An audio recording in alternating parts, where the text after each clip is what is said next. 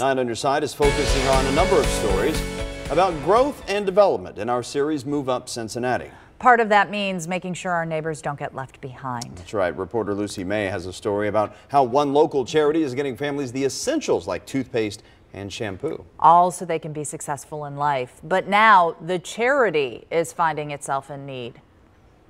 Oh, was that a teal blue one?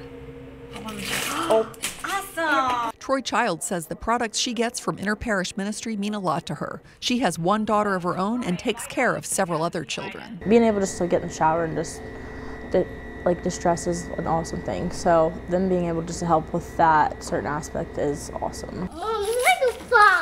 Every family needs toothbrushes, shampoo, and deodorant, but for too many local families, they're costly luxuries. That's why Parish Ministry stocks personal care items in its Newtown and Amelia food pantries. None of these items here are covered under SNAP, the program formerly known as food stamps. Parish Ministry is asking for donations of personal care items all this month during its Caring from the Heart campaign. Elida Hart is the CEO. So as a result, our clients really are dependent on coming to a pantry like IPM to get these products. 17-year-old Jessie Pierce is working to get donations at Turpin High School, where she's a senior. Everyone has need, and even if you don't see it, it's there.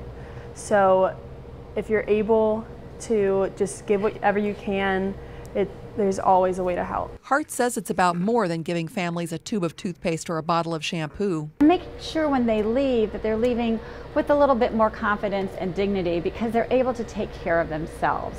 Lucy May, 9 on Your Side. If you are interested in helping Parish Ministries' Caring from the Heart campaign, you can find out how right now in Lucy's digital story on WCPO.com. Throughout 2019, a team of reporters will bring you special coverage of topics dealing with growth and transportation. As we said, we're calling it Move Up Cincinnati. Follow along on air and on WCPO.com.